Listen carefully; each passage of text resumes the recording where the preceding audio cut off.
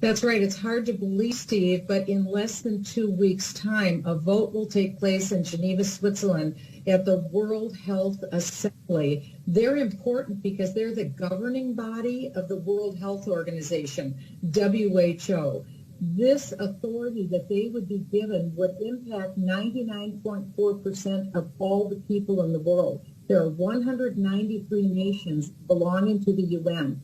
The Biden administration is bringing amendments that would propose that all nations of the earth cede their sovereignty over national health care decisions to the WHO, the World Health Organization. So what this would mean, Steve, is that the WHO would have decision-making authority to intervene into the United States government policy in any nation of the world without our permission.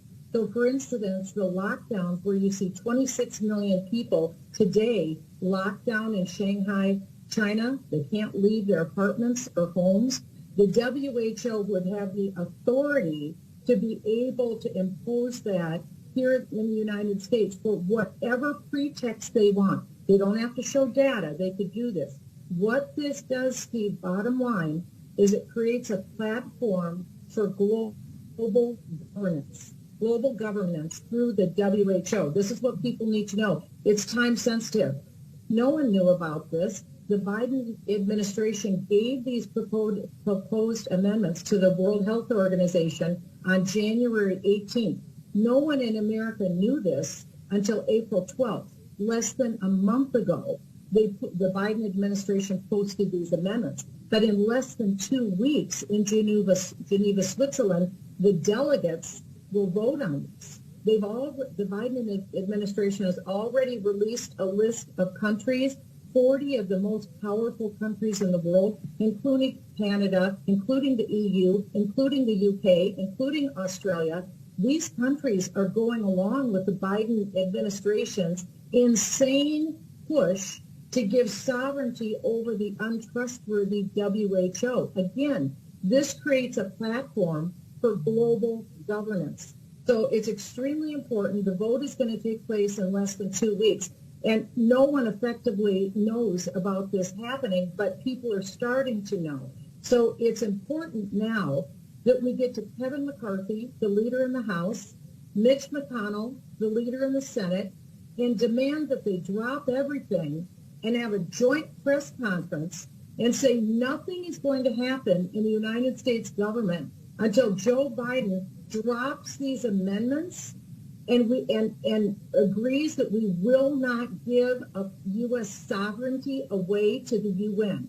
This is the biggest global power grab that we have ever seen in our lifetimes. And if this goes through, nothing else matters, because the vote that takes place May 22nd through 28th in Geneva, Switzerland, goes into effect in November, which means it won't matter which party wins the elections in November, because global authority will have already transferred to the WHO. That's why this is so important, and it's why we have to get the U.S. Senate involved, the U.S. House involved, so they stop this dead in its tracks right now, or we lose authority here in the United States. Okay, we're going to get the numbers up and have. I just want to, before we let you go, you were in town, you walked around, you know a lot, you're very connected in this town. The Republicans were completely clueless about this. Do you think that's because they want to be clueless? I mean, how could you miss something this big? Did they want to be clueless, or do you think they're absolutely just didn't understand what was going on here? Steve, I lived in that world. They live in a bubble. The bubble is called money.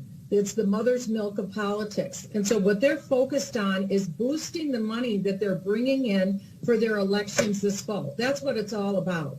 And so they have to forget about that and realize there's a country to save, and we have very little time. This vote is in less than 2 weeks in Geneva, Switzerland. And so this is why, this is the whole thing. If Kevin McCarthy is going to be leader this fall, and if Mitch McConnell is going to be leader this fall, they've got to be leaders today. And the leadership that they have to exercise is make sure that all of the Republicans in the House, all of the Republicans in the Senate need to know about this global governance power grab, and they need to have a joint press conference and say, we're not going to pass a bill. we're not going to do anything. We're not going to vote for $33 billion for Ukraine. You're getting zero, zip, nada. In fact, we're not even going to give you a quorum. We're not going to show up until you make sure these amendments don't get offered at the World Health Assembly, May 22nd through 28th. It's that serious. This is real. I will tell you, as a dean of the Graduate School of Government at Regent University, as a former member of Congress, as a former candidate for the United States president, I will tell you, this isn't just our hair on fire. This is real. This is the greatest attack we have ever had on United States sovereignty. And the vote is scheduled to go down May 28th, 22nd through 28th. And I believe they already have the votes. So the clock is striking 11:59. And we've got to get the Republican leadership involved to stop this. The Democrat leadership won't. The Republican leadership has to get involved, sound the alarm, and they've got to stop this thing. As a matter of fact, because of the appearance I had with you last week on War Room, Steve, I had constituents with Representative Pete Sessions, who represents Waco, Texas. He called me Saturday in the middle of the day because his room was filled with constituents. They wanted him to get involved and stop this. He had no idea what was going on, so he and I talked about it on the phone. I sent him a column that explained what was going on. I told him, you've got to go to Kevin McCarthy. You've got to let Kevin McCarthy know. They don't know. They're clueless because they're all busy focusing on the here and now, which is raising money so that they can win re-election this fall. But this is the here and now. We cannot allow Joe Biden to give away American sovereignty and really all 193 nations of the world sovereignty to the hapless World Health Organization, which is essentially a subsidiary of the Communist Chinese Party government. And they will then have authority over the United States, over us, and we will effectively be vulnerable to losing our freedom to the WHO.